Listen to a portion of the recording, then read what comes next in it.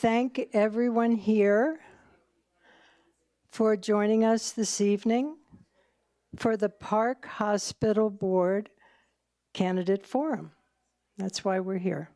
I'm Kathy Long. I'm the president of the League of Women Voters of Estes Park.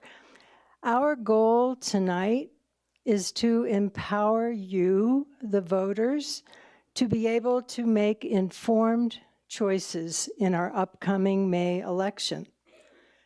I also want to point out tonight that the League is a nonpartisan political organization. We neither support nor oppose candidates for office at any level of government. Okay. All right. Robin Converse is our moderator this evening. The recording of tonight's forum will be available on our League website that you see here, and you'll see again at a later slide. All right. Tonight's agenda is the next slide. No, I'm all set. So here is, unfortunately, Cheryl Johnston is not able to be with us tonight, so Robin Converse is our moderator. Okay. And here's the agenda for tonight. Robin will now share some background information with you about the Park Hospital District. Thank you very much. Thank you, Kathy. Everyone can hear me clearly? Okay.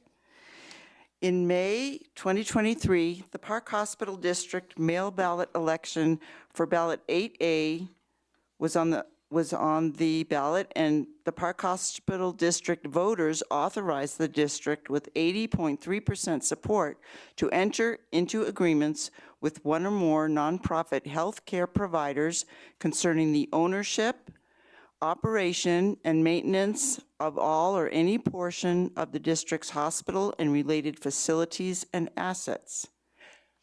The voters also pledged the district's revenues to support these agreements. In October of 2024, UC Health and the Park Hospital District, which operates Estes Park Health, signed a letter of intent for Estes Park Health to join UC Health in 2025. If the partnership with UC Health proceeds, the Park Hospital District would be expected to continue as a special taxing district overseen by the Park Hospital District Board, and its revenues would continue to be used locally to support the healthcare services and patient care provided in the Estes Valley. A new nonprofit, the Estes Valley Medical Center, would be created, and the EVMC board would help oversee the EVMC's operations, provider credentialing, quality, safety, and overall performance. This new Estes Park Health Board is expected to be made up of Estes Park community members, board members nominated by the Park Hospital District Board, and UC Health leaders. Does everybody understand all that? A little confusing. The Estes Park Health Foundation, a separate legal entity not covered by the agreements, would also be expected to continue to support the healthcare services and patient care provided in the Estes Valley.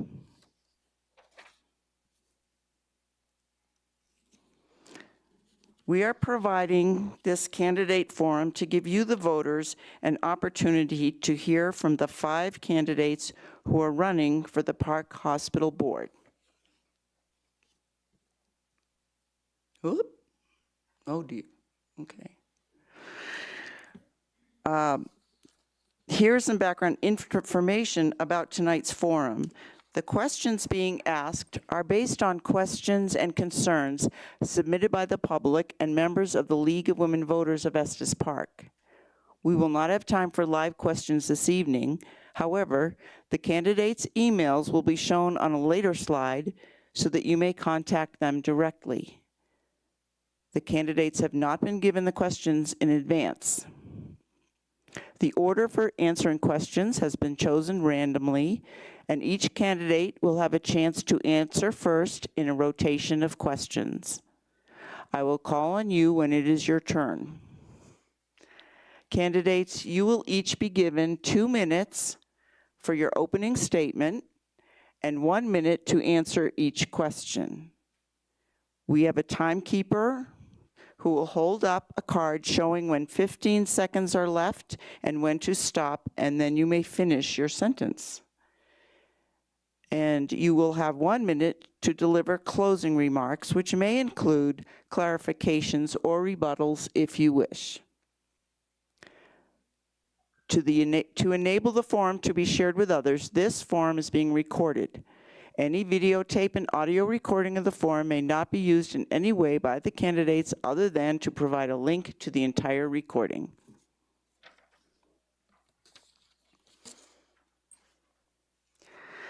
Candidates, thank you for participating in tonight's forum.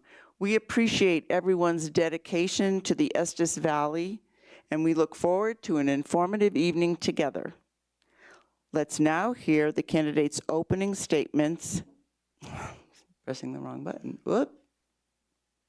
Okay. What did I do? This is not supposed to happen. Oh dear. Okay. Let's try this again. They agreed to stay for an extra half hour for technical difficulties.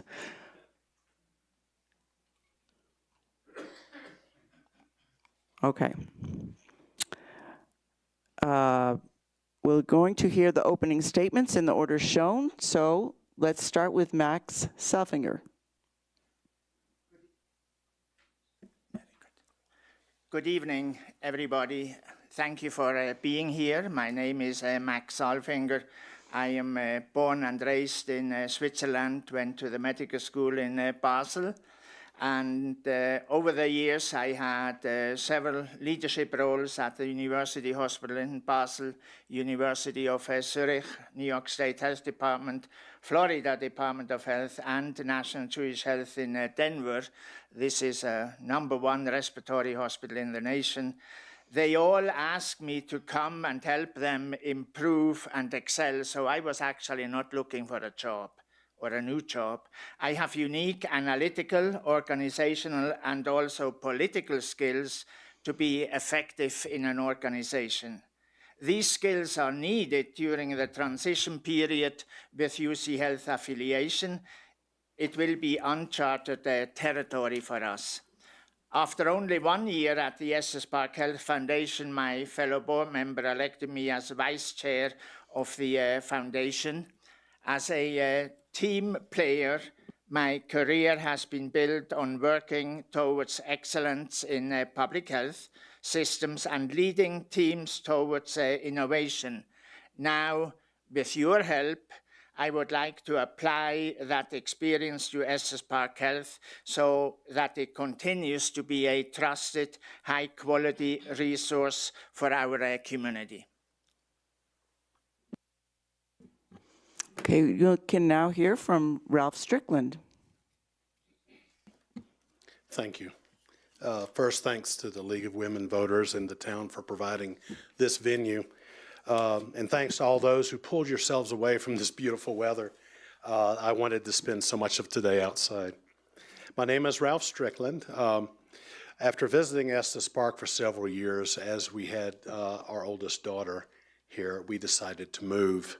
And I received the ability through transfer at work to come and to settle in for the long haul. We've been on the ground for about 2 years now. So I'm a bit of an odd duck, per se, when it comes to running for any office, for that matter.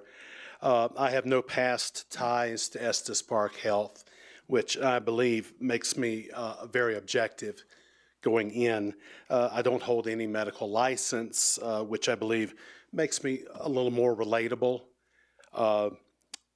I am a simple man, and I'm very eager to serve. You know, the question is, in what capacity? And so when this opportunity presented itself, I took it. I want to contribute to the wellness of the hospital, and that's all encompassing. And I want to be able to serve my friends and my neighbors as well in doing so. After talking to a couple of the existing board members, a couple of the nonprofits in the Valley, as well as some of the healthcare professionals I've come in contact with for appointments and whatnot, and I'm under the impression that what I suspected is a lot of what I've already heard. That is, that there seems to be this lack of transparency regarding this proposed merger with UC Health. I know there's been limited communications coming from the board, and I know a lot of folks of which I've spoken with who are property owners. You can finish. That's all. You can I'm sorry, I finish your ran over. sentence. You may finish your sentence if Oh, you no, like. it's fine. It's fine. Can everyone hear in the back especially? No? Candidates, if you would lean a little bit closer into your mics, it should pick you up a little bit better. Okay, we'll try that. Wave your hand if you're having trouble, okay? Thank you. Okay, we'll next hear from Tim Cashman. Good afternoon, all. Thanks again to the League for hosting this. This is a very good thing for the community. My name is Tim Cashman, and I am a former CFO, Chief Financial Officer for Estes Park Health. We moved here in May of 2017. I've been working in the industry for a little over 30 years, specifically or in Colorado, specifically in Gunnison, Glenwood Springs, and now Estes Park.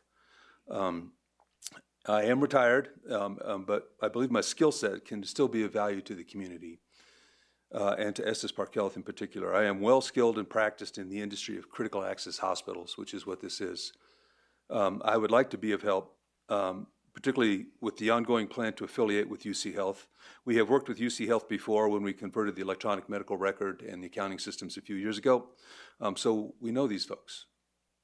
I have decades of experience working with hospital boards as a CFO. I'm very familiar with the process and the rules. My experience in admin gives me a very broad and deep understanding of the issues that are facing healthcare rural hospitals in particular. First and foremost, I think we need Estes Park Health to survive. It's a vital asset and a key economic driver for our community. It will be important to keep critical services and maintain jobs. Secondly, we need to stabilize financials. Oh, I lost my place.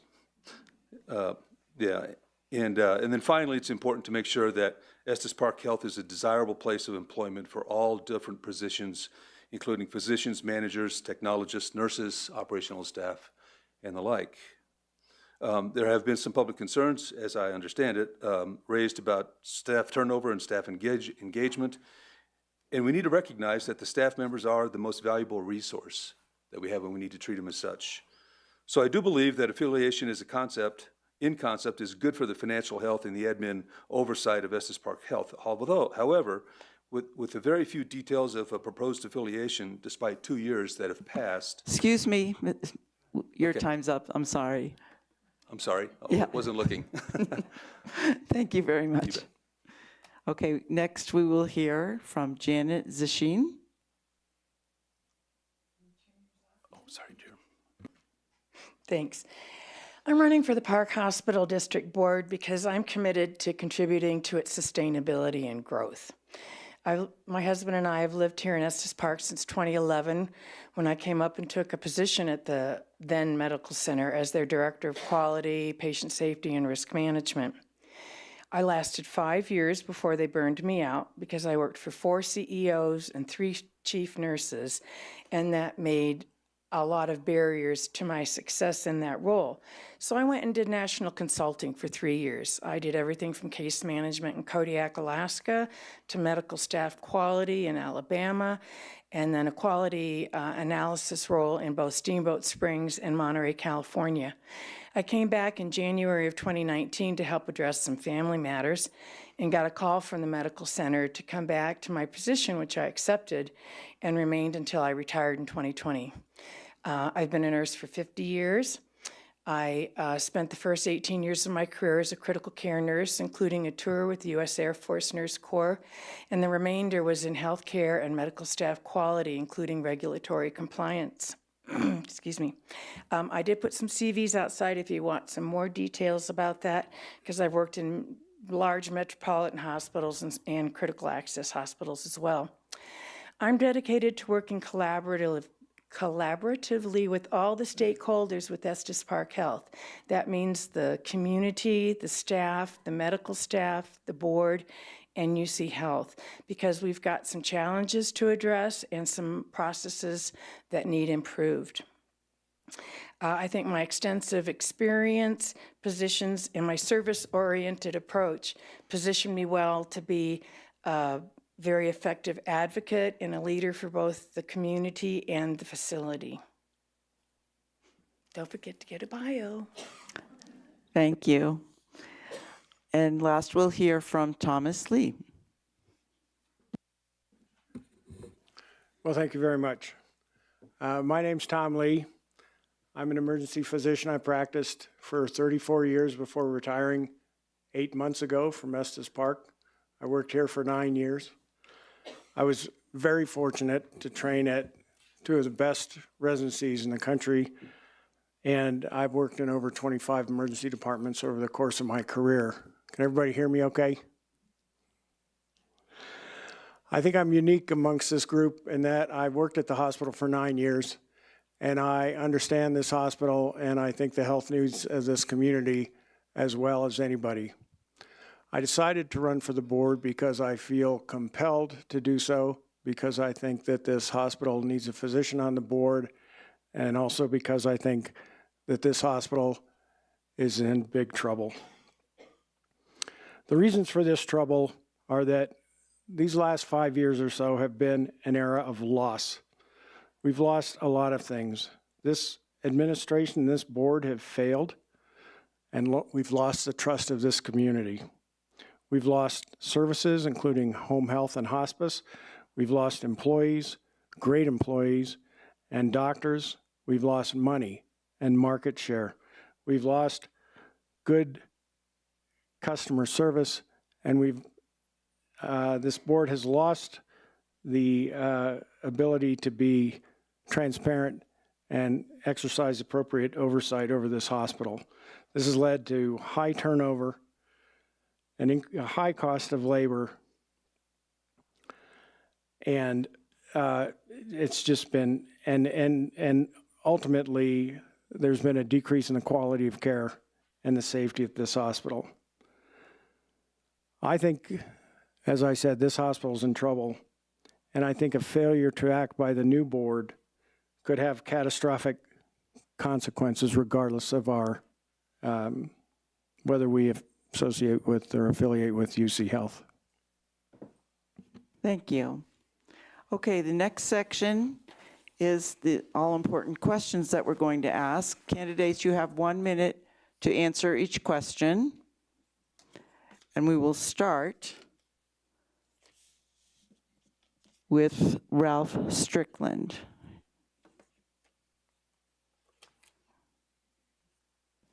Please describe the behaviors that you think enable a board to function effectively.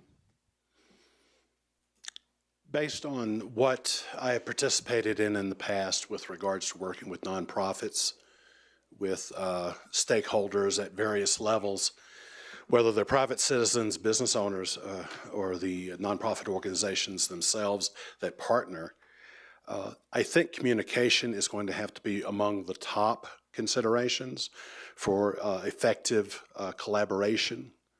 I think the behaviors that the board exhibits to the public are important. and speaking to that in transparency. Without it, the mission and the vision is lost. I think the board needs to do a better job effectively communicating what they know and what they're hoping to accomplish, and do that at a regular frequency. Thank you, Ralph. Next, Tim? Board behavior. The first thing that came to mind. Sorry. Board behavior. The first thing that came to mind is listen. And to listen and to understand. And I have a favorite saying from Stephen Covey about seek first to understand, then to be understood. And I think that the board's role is to function and speak as one. And the board's function is to govern the CEO, govern and manage this, not manage, but the oversight of the CEO. It's the CEO's responsibility to run the hospital. It's the board's responsibility to manage that. And a good, effective board would all be in sync with that. Thank you. We'll next hear from Janet. I think behaviors on the board that there has to be respect. There has to be respect for other board members, for the institution itself. And I think within that respect, as alluded, is communication, transparency and truthfulness in communication to all the stakeholders involved in the facility. And collaboratively working together. No one voice is stronger than another, despite whatever experience you may have. Once you put your ideas on the table and have discussion, the group owns it, you don't. And then lastly, I think that you act in goodwill and make decisions in good faith for your constituents. Thank you. And next we'll hear from Tom. Thanks, that's a great question. I agree with much of what has been said. I think the most important thing is to be able to work collaboratively with the other people on the board and try to reach consensus. I think you have to be willing to do a lot of hard work. I think you have to be willing to spend a lot of time understanding the needs of your constituents. And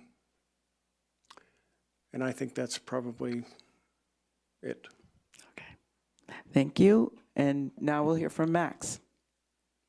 I think it's really important that the board speaks with one voice, but one also needs to have a capability to seek a consensus. And also, I think one has to do the homework. And whatever is before you, I think you need to do your own research. And ultimately, I think we need to realize we are working for you, the constituency here, for the community, and that means listening and provide the best, since the goal is always, we need this hospital here, otherwise this community suffers. And it's not any longer the community we see today, which is a very unique one. Thank you. Okay, the next question is up, and we'll hear from Tim. I'm sorry. No? Is that right? Yeah. What would be your top priorities to create the most effective Estes Park Health system?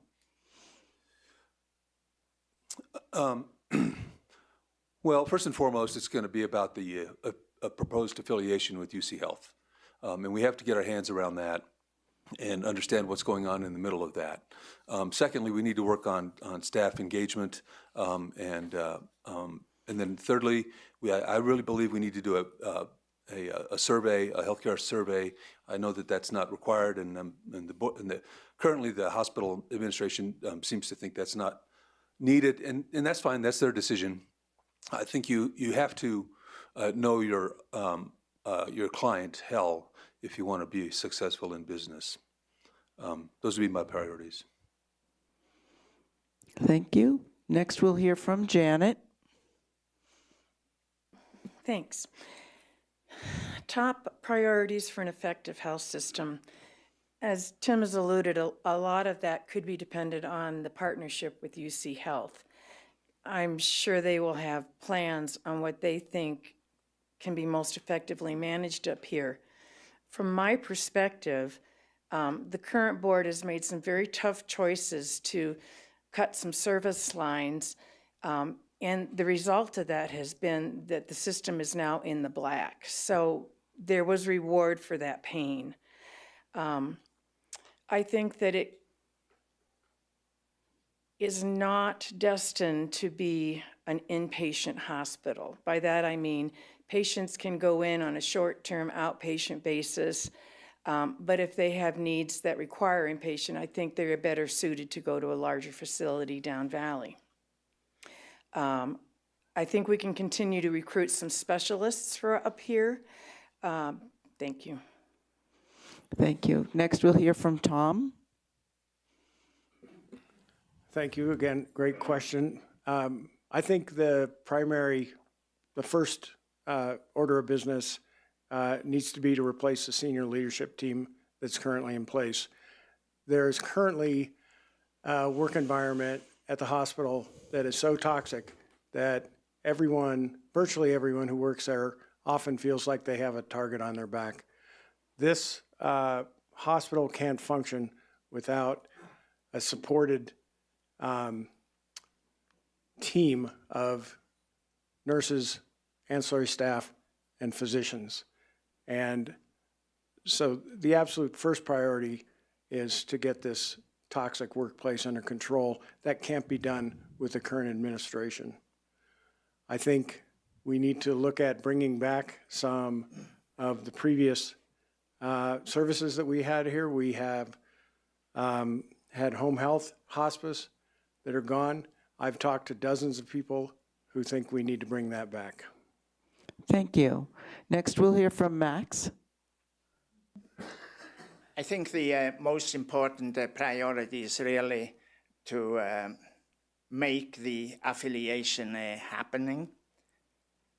And this community, with more than 80%, agreed that the current board is trusted with this significant endeavor. And so I feel comfortable whatever they come up with that's in the best interest for our community. The second one is certainly the finances. If the adjustment over the last few years wouldn't have been made, we wouldn't have a running hospital any longer, just a building. And lastly, I think, again, we serve the community, the hospital serves the community, and so there needs to be a dialogue. Thank you. And last, we'll hear from Ralph. Thank you. Gentlemen, could you? Appreciate that. Several things come to mind based on where we are now compared to where we would be. Would the word-be merger come to fruition between UC Health and Estes Park Hospital? A few things that we could do and make a priority is to look at interim service agreements with other mid-sized providers down on the Front Range. Implement more telehealth so that folks don't have to travel given inclement weather or given the inability to do so. Also, it was my understanding at some point in the past that this hospital had incentivized healthcare professionals with regards to what they could do to retain top talent. I would like to revisit that as one of my priorities on the board. Thank you. It's been suggested that I remind you all to turn off your mics because when another person's mic is on and they're trying to speak, it somehow interferes with the broadcast of the speaker's voice. So just try to remember to turn your mics off when you're finished. Thank you. Next question is, do you have any concerns with the proposed partnership with UC Health? Please explain why or why not, and we will begin with Janet. I think it's the correct direction to go. I thought that when I first came up here back in 2011. The community had always wanted a community hospital that was all things to all people. And as a critical access hospital, those aren't compatible. I think that, excuse me, we need to focus on what we can do as a primary care center of excellence and have some specialty services, which UC Health has been working with us for a while now. I agree with Ralph. Telehealth has been wonderful. I mean, we've telehealth with my husband's neuroimmunologist once or twice a year for several years now. We do go down and make a point and show up personally, but it really does facilitate discussions with your providers. So I'm in support of it. I'll be curious to see what that partnership looks like. Thank you. Next, we'll hear from Tom.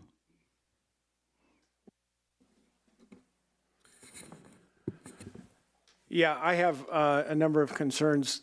The biggest cause of anxiety is uncertainty, and we have absolutely no idea what is waiting for us in this proposed merger with or affiliation with UC Health.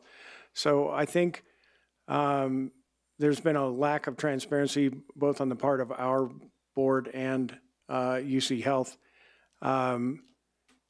It could be the best thing that ever happened to Estes Park, and it could be a big nothing burger. We just don't know what level of commitment UC Health is going to make to this community.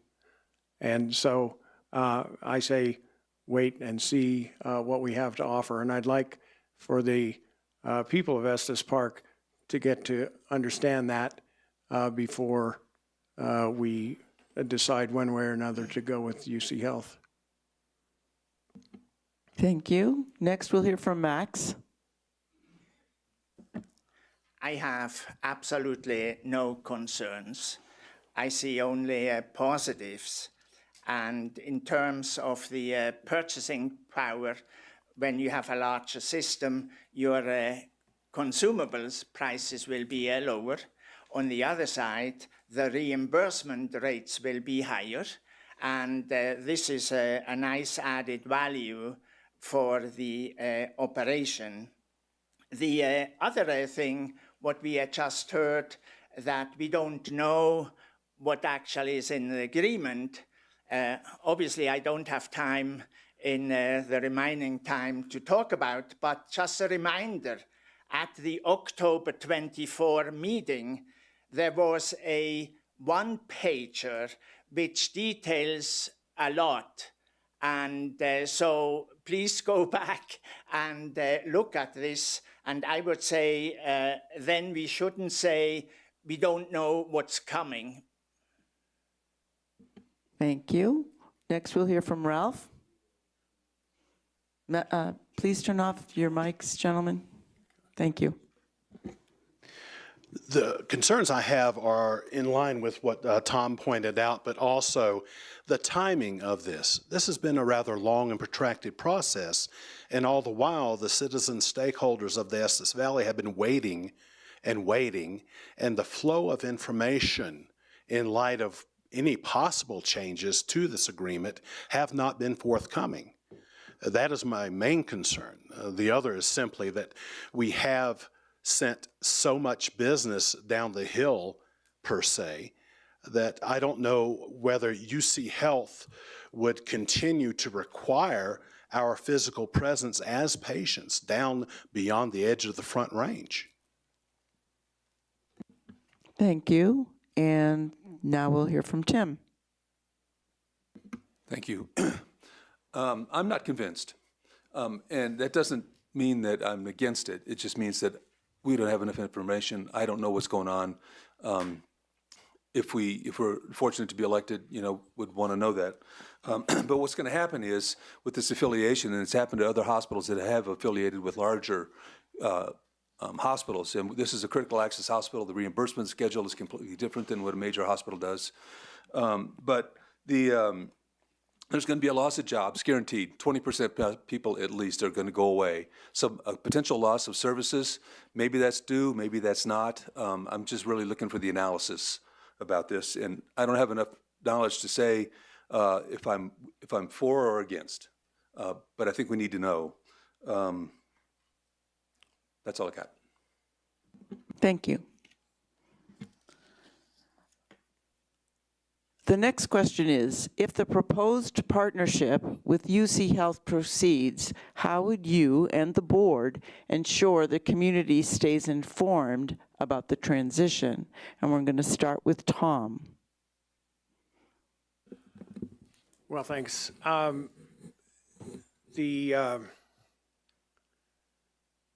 The issue is that, as I understand, the Park Hospital District Board is going to have very little to do with the operation of the hospital after the transition. But I think we would continue to have board meetings and answer questions and try to keep open lines of communication. I'm an advocate for transparency and availability of all the board members, and I would certainly put my phone number and my email out there so that we can, so that I can communicate with the people in the town. Thank you. Next, we'll hear from Max. It is correct that the new board has different, or will have different responsibility, and certainly not organizational and operational. However, the UC Health Board, based on the information which we got over the last several months, has 3 community members and 2 from the elected board. So actually the community has 5 members on the 7-member, you could say, UC board.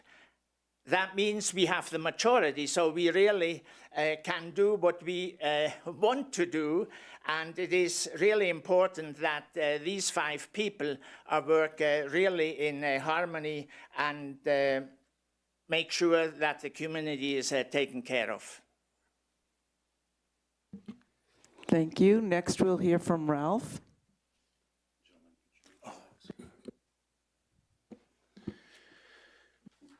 Basically, were I to be convinced, and this plays out where UC Health does acquire Estes Park Health, I envision opportunities within the community, within the valley as a whole, to have face-to-face forums outside of any formalized meeting structure that the board chooses to continue or is permitted to continue if UC Health mandates certain changes to our board.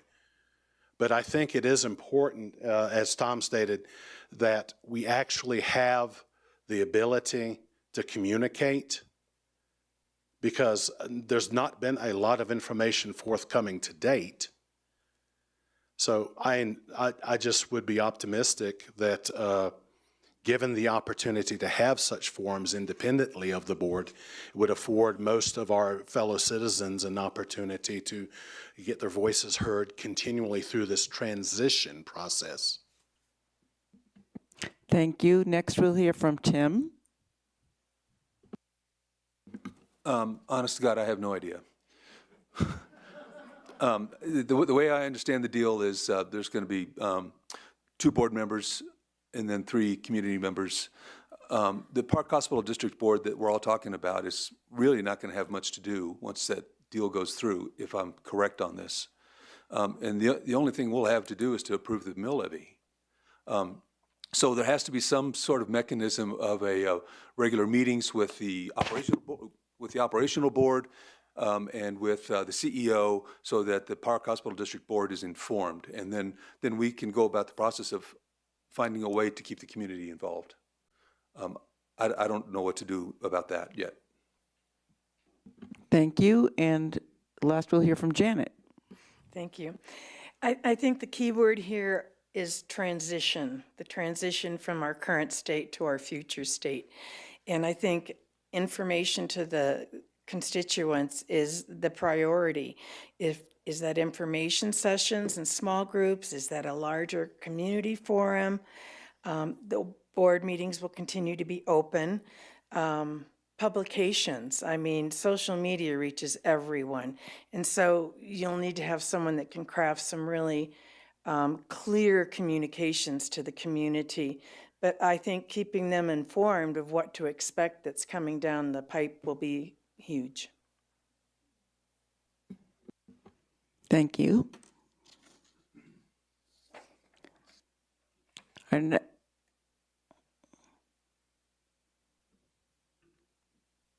no? Is that right? Okay. Please describe your prior experience in handling or managing business transitions or other challenges, and we'll start with Max. As I mentioned in my introduction, I worked at several places where there were challenges, and you need to analyze, in a way, the situation, and in terms of the transition, do your homework and do what is really necessary. Seek not only like-minded information, but also from out of the box. And then with the challenges, I think it really is important to work very hard to get a consensus, and then ultimately follow up with all the different decisions which have made, because otherwise it falls flat again. Thank you. Next we'll hear from Ralph. My experience has been a little unique, and it was not all here. My prior assignment with the VA, I ran telehealth at a small facility in southeastern Pennsylvania, pre-COVID, during COVID, and post-COVID. So basically, telehealth is very much in the forefront of my mind as far as being a viable medium in which clinical services can be delivered. It was writing it as we go that we managed this. And a lot of what we did were best practices with regards to how we're conducting telehealth today. Now, granted, I'm no longer in that position. I've transitioned to a new one out of the Denver area, but I think basically learning how to do what we need to do to take care of the veteran patients was the priority. Like I said, we wrote it as we go. Thank you. I invite Janet to answer. Well, I can't say I have much business experience. I've been a healthcare nurse for decades. But in the work that I do, it was often focused on challenges, unexpected outcomes for patients. And we would conduct, conduct what is called a root cause analysis. You break down the problem and you understand what were the parameters people were working with, what were the tools they had, did they have what they needed, and that same process can apply across all sorts of events. But the secret to the success of those analyses is the collective and the collaboration of the individuals that are trying to deal with the challenge. Thank you. Thank you. And next we'll hear from Tim. Can I have about 10 minutes? I have a lot of experience in putting up buildings, in moving information systems, bringing on new services, ending services, unfortunately, sometimes. So in Gunnison, we were there for 15 years, put up a couple of buildings. We put up well, we didn't do an urgent care, that was here. We did a conversion of the software and bought a practice. Coming here, we converted the information system from the old Meditech system to the Epic system and changed the softwares. And we put up the urgent care center here, enhanced EMS services, and all of this working with a team. So it takes from admin at the CFO level and the CEO level, to have the team on board and everybody have their assignments. We come back and we build it, we do a Gantt chart, and there's just lots of work that goes in, but it works. So that's all. Thank you. And Tom, you haven't had a chance to answer this question, have you? Okay, go ahead. Well, my first job out of, Oh, that's me. My first job out of residency in 1995 was at Valley Hospital in Palmer, Alaska. It was a small community hospital, a little bigger than this. We served an area of about the size of West Virginia and had a population of about 40,000 people. We, too, ran into some financial difficulties and went looking for a suitor. Part of the reason that I'm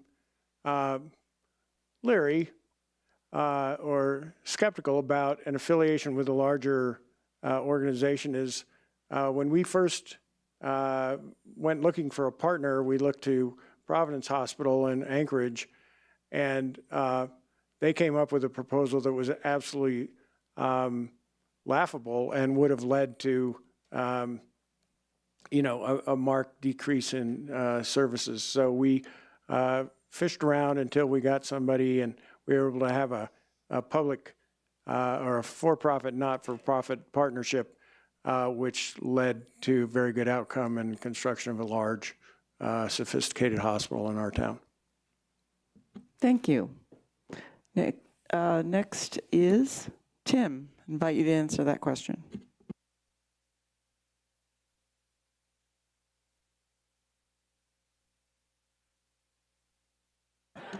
That's why John's here.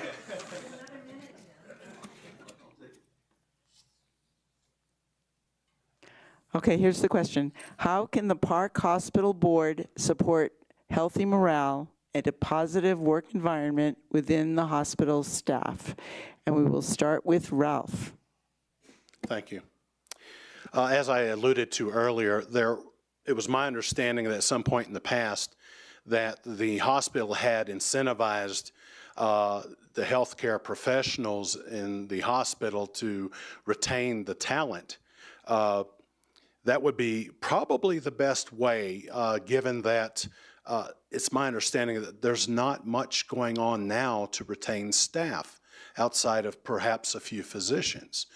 But we're talking about all parties that touch patients, and to incentivize that, given that different things motivate different individuals, money, time off, perks, kudos, celebrations. I see these things working effectively, like when I was at the VA Medical Center. Let's bring that back. Honestly, it worked for some, it didn't work for others, but let's give it a go, and we'll retain quality staff. Thank you. Next up is Tim. Yeah, this is a really important question. I think this is probably key to any successful organization is to have happy and productive staff. Morale is very important. A positive work environment is important. Ongoing training, listening, and action. And frankly, it's been my experience that, everybody loves to get a raise, and that's really great until about the second paycheck, and then you're sort of over it. So it's not just money that motivates people. It is being heard and being respected. Thank you. Next, we will hear from Janet. Thank you. Super question. I can honestly say that the culture at that facility has been a challenge since I first started here. And I have to say it's hearsay to me that the morale and the culture over there is the worst that it's been ever. And I think that comes down to leadership and leadership style. There's been a significant turnover in, I don't think they call them department leaders anymore, but in that mid-level management. And those individuals have been given departments that they have actually no prior experience with.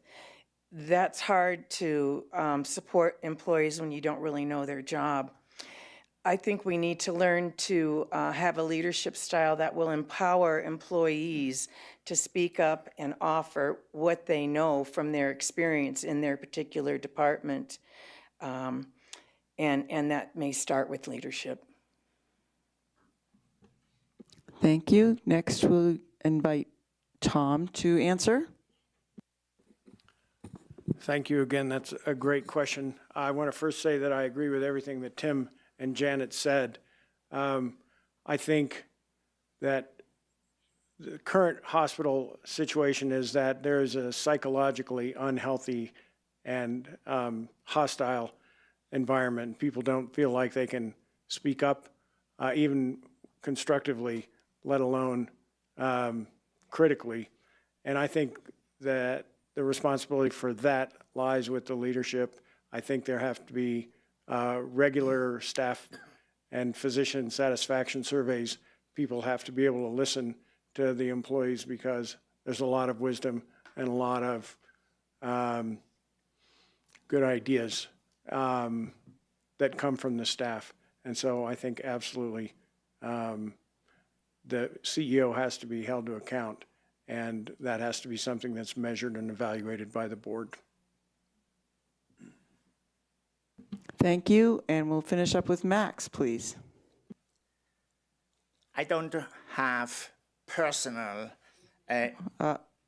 Tom, could you, you can start over, I don't Max. have personal information about what we just heard, but as a patient, and I have oftentimes lab surveys done, it was always a great experience. But it's important to have a baseline employee satisfaction survey. And when people are hired, they need to have an opportunity to speak up to ultimately that the team leaders at various levels empower and value the employees. And there is also a fiscal incentive for the leadership because turnover costs an awful lot of money, so the institution needs to have an incentive to do that, and retention, of course, can be measured. Thank you. Okay, next question is, how could the Park Hospital Board help attract and maintain health professionals to work at the hospital? Sorry, we start with Tim?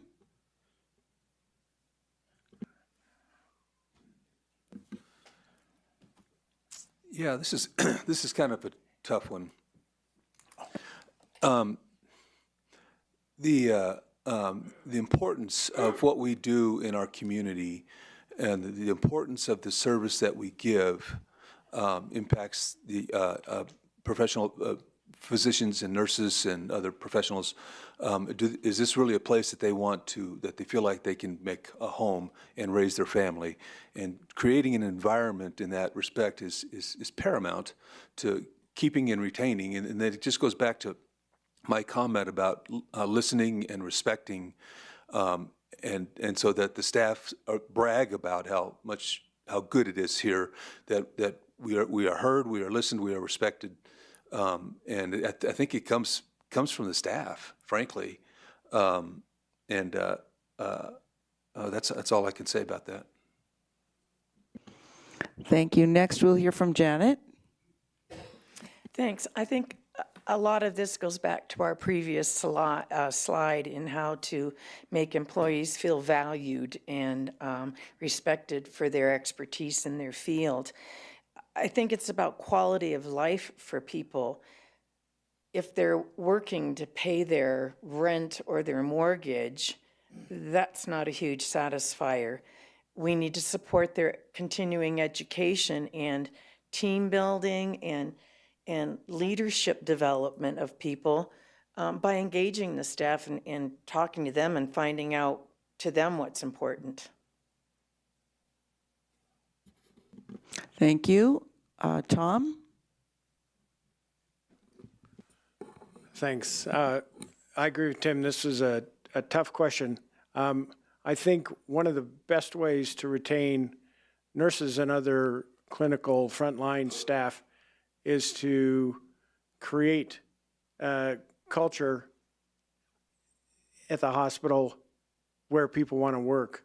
We've had a number of traveling nurses and other traveling ancillary staff who like the idea of working at Estes Park Health, but can't stomach the idea of staying and working with this administration, this environment. So I think creating a welcoming, positive environment for workers is absolutely key.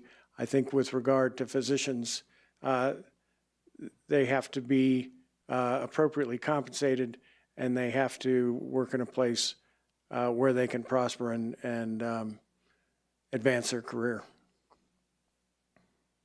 Thank you. Max, it's your turn. For me, I think it's very important that the hospital offers a work-life balance, because you are away from a big city, so oftentimes you are on your own, and therefore I think it is important to be flexible, whatever the family situation is. But also the hospital needs to sell, in a way, the Rocky Mountain National Park, because that's another attraction. We heard already continuing education, celebrating success and feeling welcomed, and to get the feeling that you actually contribute to the overall success of the hospital.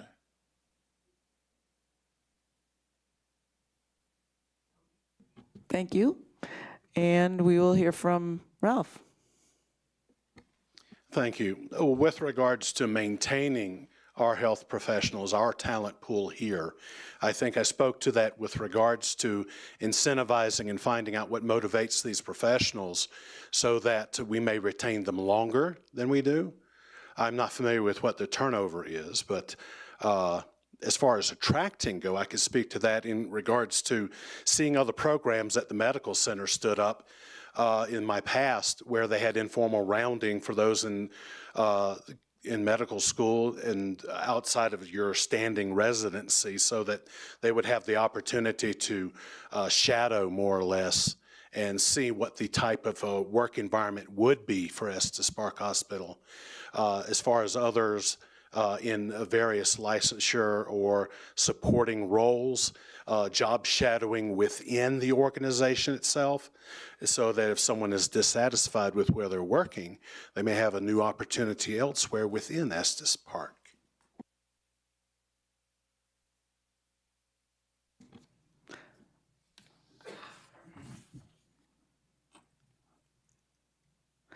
Okay, we're on to our next question. How can the Park Hospital Board ensure a strong, positive relationship with our community?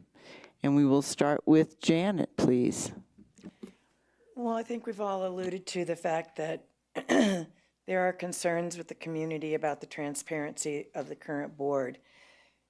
I would like to think that the current board comes from a good faith approach to issues that they're addressing for the community and the facility. But I think that communication and truthfulness is huge, and we need to really work on that because we've got some damage repair to do.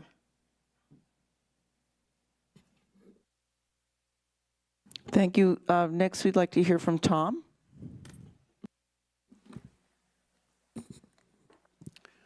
Well, I think one of the best ways is to ensure that there's communication between the community and the staff, and that, or and the board, and that just means making yourself available to constituents.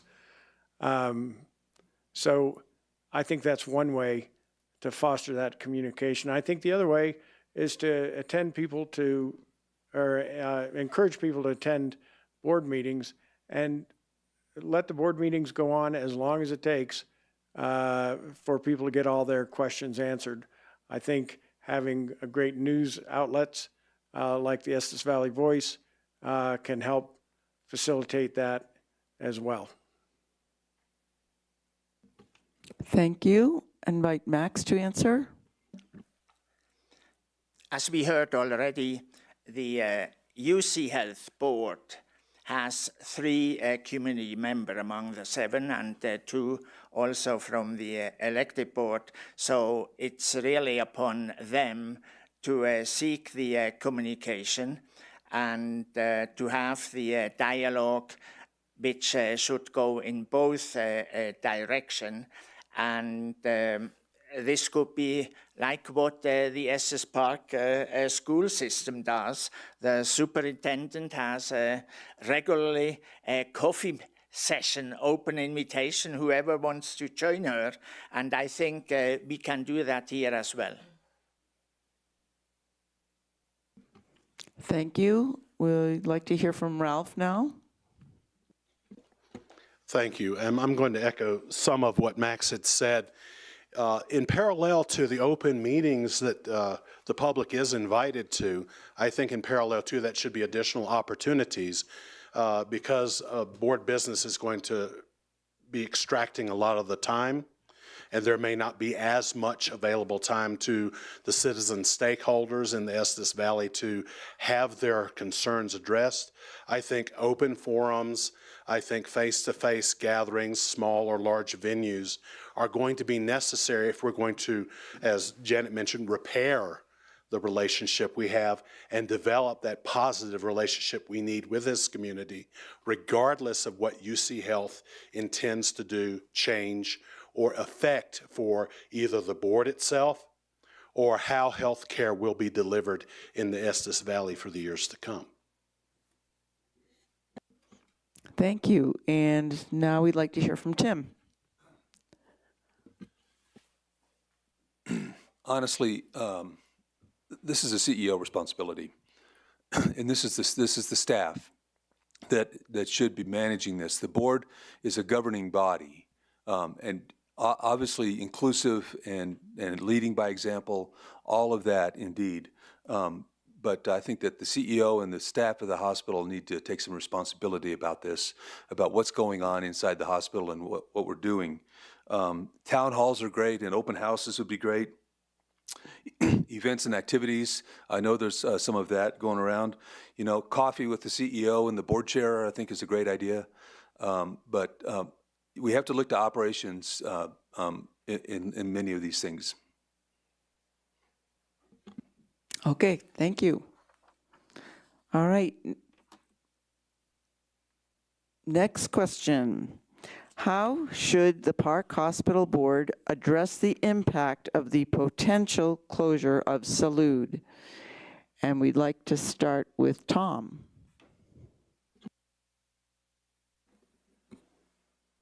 Well, I think we have to do everything in our power to avoid the closure of Salud. Salud provides a lot of care at a very effective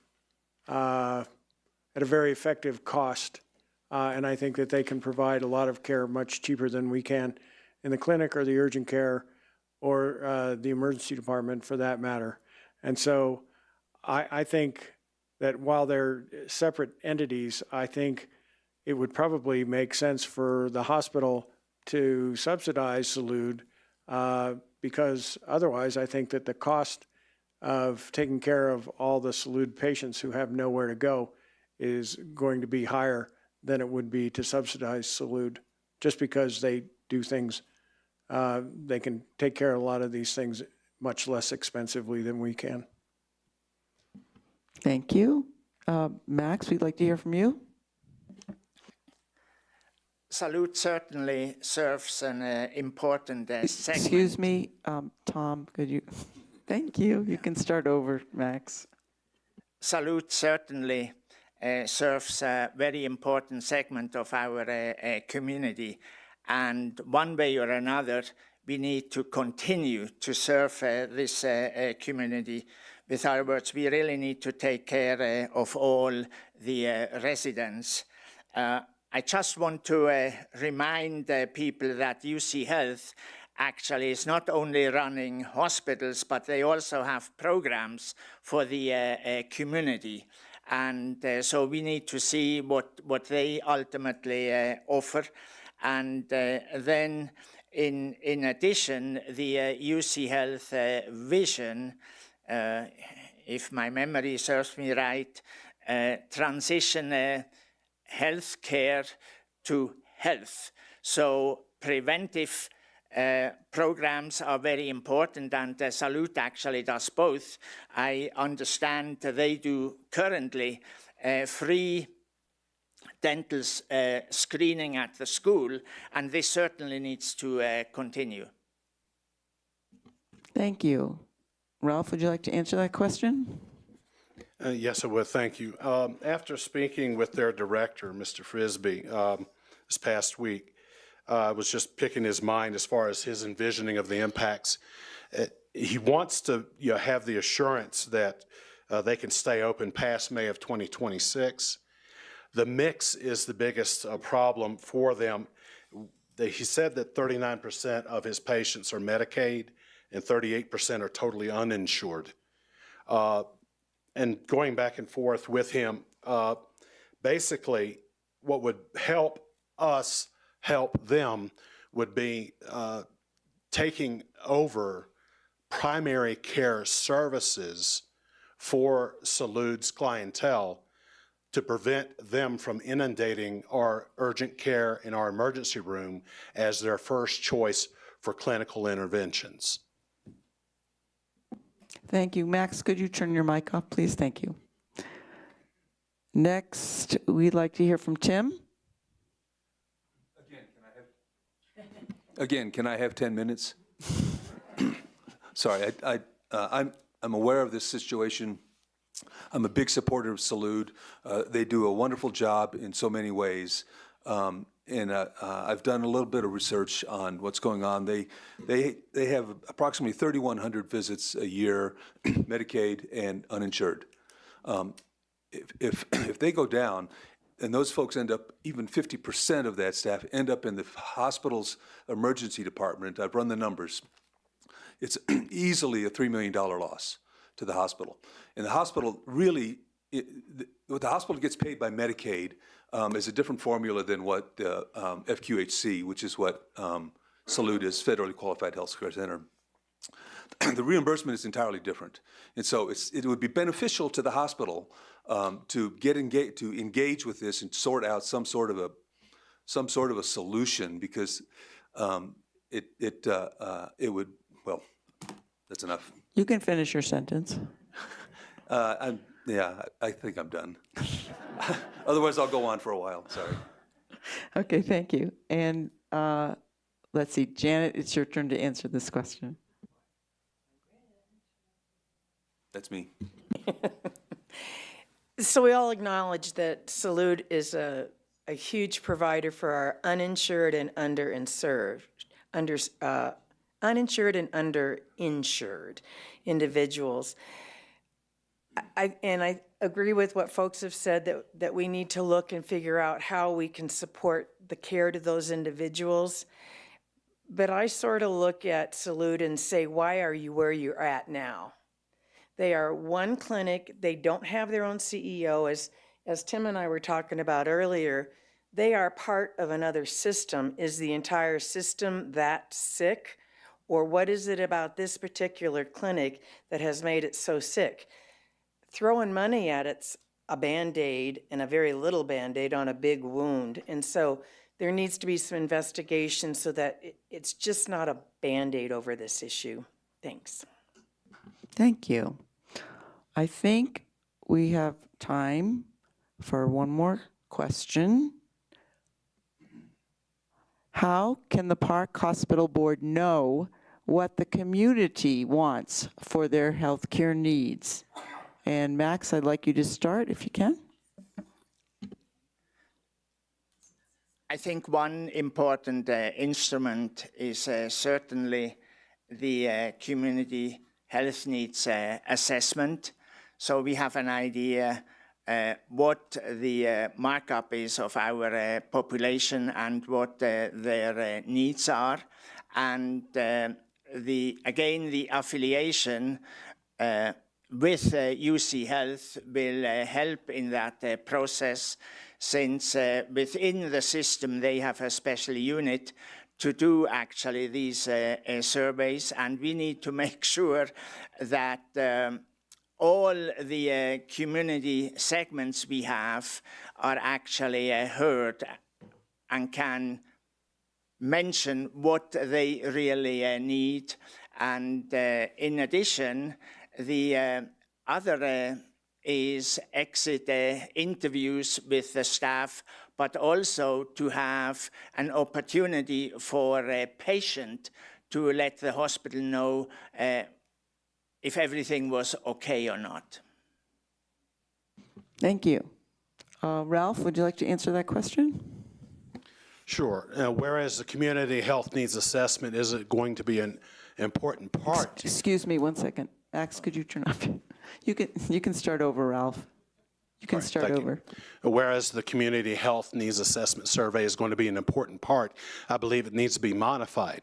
Our baseline, as far as knowing what we need and where we're at, can simply be gleaned by the number of referrals we're sending down to the Front Range for care that we cannot provide up here. Beyond that, I think the part of the community needs assessment needs to emphasize those that are not using the Estes Park Hospital and where are they getting their care and why.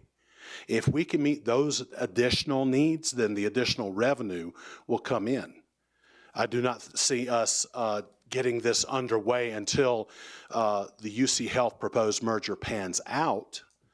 But what we can do in the interim is just to communicate to the community what percentage of our services are going down the hill to Loveland and to Longmont.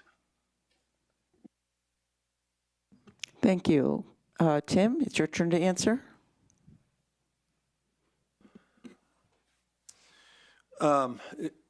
It's back to listening, and this has to be all hands on deck to listen to what's going on in our community, because we all live here.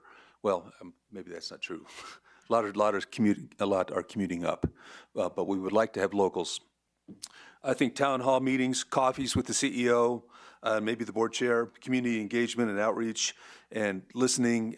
And I do believe in these surveys that happen. That some hospitals, most hospitals are required to do that. Community hospitals, maybe not. But we do need to do a survey if you want to understand who your customer is. That's all I got. Thank you. Janet, would you like to answer?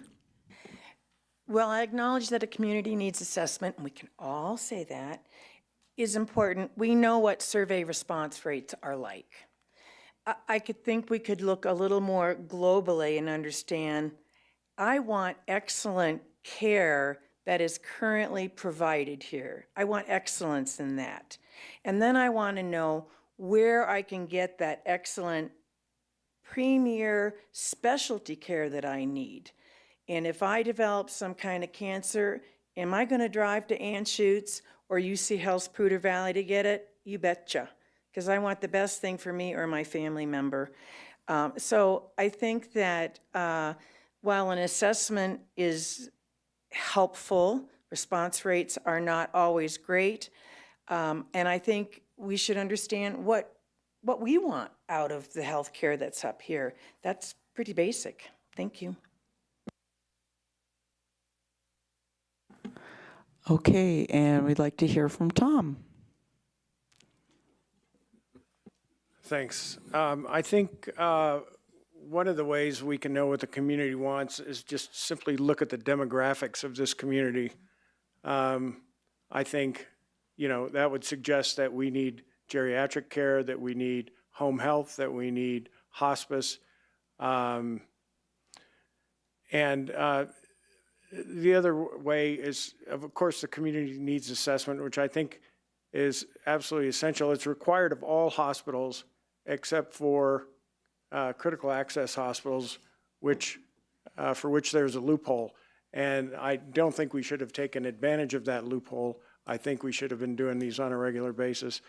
And the other way is just to maintain open communication with the board and also the primary physicians who are taking care of these people can communicate those needs to us as well.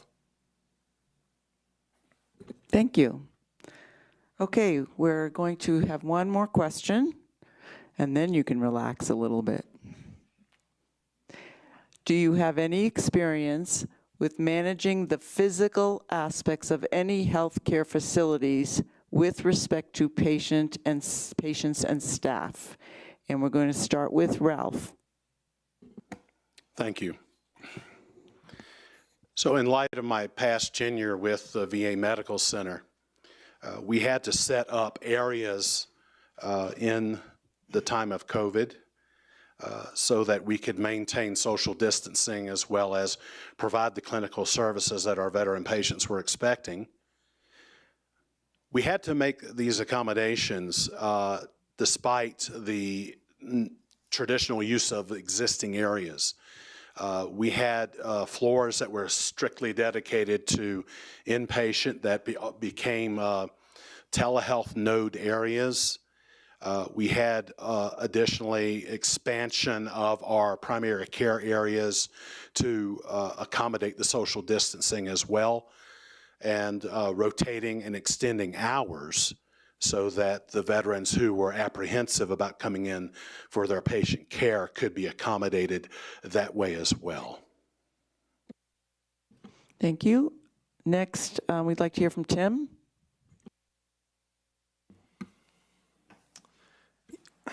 I have a lot of experience with this, and starting we moved to Gunnison in 1996, and I was the CFO there for 15 years. About 2 or 3 years in, we put up a double the size of the hospital, just in order to get a better surgery center and a better radiology. 10 years later, we did it again. We put up another building, just trying to keep up with what the growth was and the physical aspects, and I'm just talking about like the finances and all of that. So we did a lot of that, and then here, we were looking at needs, and we decided to put up an urgent care center. And so I'm always keen on the idea of how do we maximize, I guess, the opportunities to care for patients, and a place where they can go and feel like they are being taken care of, looked after. And so I'll always look that way. Even as a CEO or as a CFO, that's sort of the non-clinical view, I guess. But I have a lot of experience with that, yes. Thank you. Next, we'd like to hear from Janet. Can you say federal and state regulatory compliance? It is all about physical plant and how it's managed in the multitude of inspections that are required for the different aspects of the physical plant. And that can be anything from a negative pressure room to your water to the HVAC system. So yeah, I've written corrective action plans and gone through surveys that cover all of this. Thank you. Tom, would you like to answer that question? Yes, and I would say that the answer is mostly no. I did have some experience designing the layout for the space when I started in urgent care in Wasilla in 2012, I think, that I operated with a partner for about 5 years. We went through a couple of remodelings at some of the hospitals I worked at, Alaska Regional Hospital and Matsu Regional, and we were involved peripherally with, sort of critiquing those layouts and stuff, so a little bit. Okay, and Max, it's your turn. Before I came over to the United States in 1992, in the Swiss military, I was a captain commander and responsible for several underground infectious disease laboratories. So I know what it takes to have a safe laboratory environment, but also here, when I was the director of the tuberculosis laboratory at New York State, there I was involved with designing a new building for the infectious disease laboratory, and then ultimately again in terms of inspection and safety when I was in charge as the State Public Health Laboratory Director in the laboratory system in Florida. So I'm pretty good at that. Okay. Nope. Okay. Thank you all. This has been an intense hour of answering questions, and I know the audience joins me in appreciating the thoughtfulness that you gave to us to understand the answers that you gave. We're going to move into closing statements, and you each have 1 minute to give a closing statement. You may choose to use your minute to respond to anything stated during the question period or rebut anything that was said. Use the minute as you wish. And we're going to begin with Tim Cashman and then continue in alphabetical order. So that would be Thomas Lee, Max Salfinger, Ralph Strickland, finishing up with Janet Zasheen. Okay, so 1 minute each. Let's start with Tim. Thank you. Good evening. Thanks for coming. This is really important, and I really appreciate everybody coming out to listen to us and to pay attention to this important subject matter. I'm just focused on priorities, and I have a list of them of, the affiliation. We need to pay attention to that. I need to understand more about what's going on with that before, we just need to understand that. The staff is key to the deal to me. The finances, we need to pay attention to those still. Community engagement and listening. And I think it's really important as a board member, and our job really is to govern or supervise the CEO. Our job is not to run the hospital or make these decisions. We do that, but we also are community members, and our job is to be in the community and to be vocal and listen carefully to what's happening, and then come in and collaboratively work together to hopefully build a better and stronger hospital. Thank you. Thank you. Tom? Thanks again for putting this on.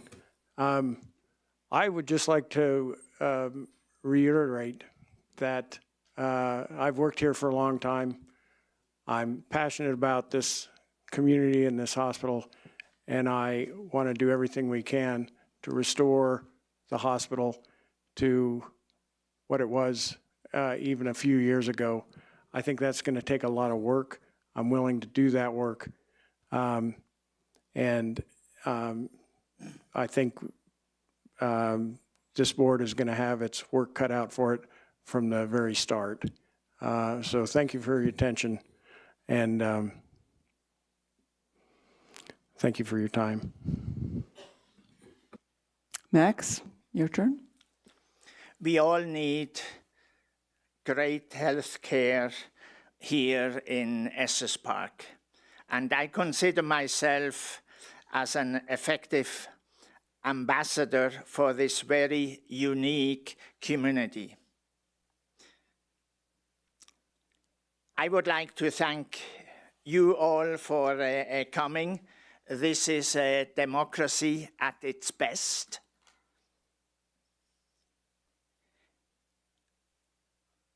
I would like to thank Robin and her team at the League of Women Voters for providing this panel discussion. And outside is a handout with a QR code so you can access the Estes Park Health website with all the candidates' statements. Please take one. And again, thank you so much for coming. Thank you. Ralph, it's your turn. Thank you. It's good to see this. Okay. It's good to see this turnout. This definitely shows that we all want to be a part of the process. And I just welcome the opportunity to serve in this capacity. It's going to take us doing some things that we haven't done before, expressing some new ideas, perhaps taking a different approach, and even having an interim plan in the growing unlikely event that the UC Health merger does not go through. We need you to be heard. We need to take into consideration every stakeholder, individual, business owner, nonprofit in the Estes Valley. Without your voice, we have no sway. Thank you for your time. Thank you. And Janet, it is your turn. Thank you. I want to thank you for the very thoughtful questions that have been presented to us. And like Max said, please go to the Estes Valley Voices website. They will have questions that we have answered, and EPH has a site as well.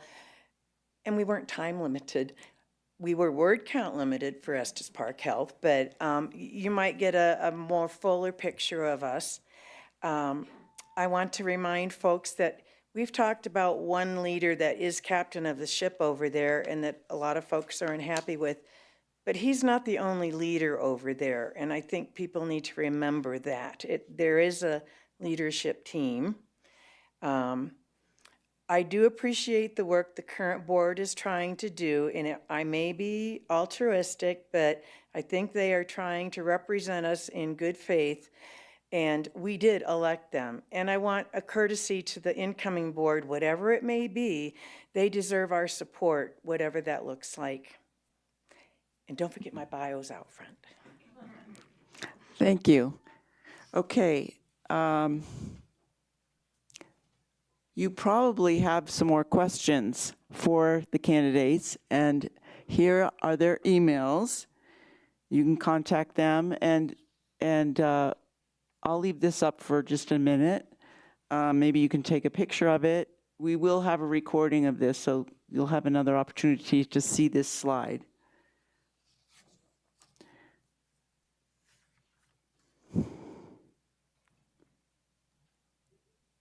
All right. Now I'm putting on my Director of Voter Service hat. All registered voters in the Estes Valley Hospital taxing area should receive ballots the week of April 14th. Instructions for mailing will be included, or you may drop your ballot off at the drop box at the hospital foyer at the times shown on the slide. So it's not 7 to 7. It's during the workday, even a short workday, when they pull out that drop box. And our president, Kathy Long, has a few closing remarks. This one? All right, take your pictures.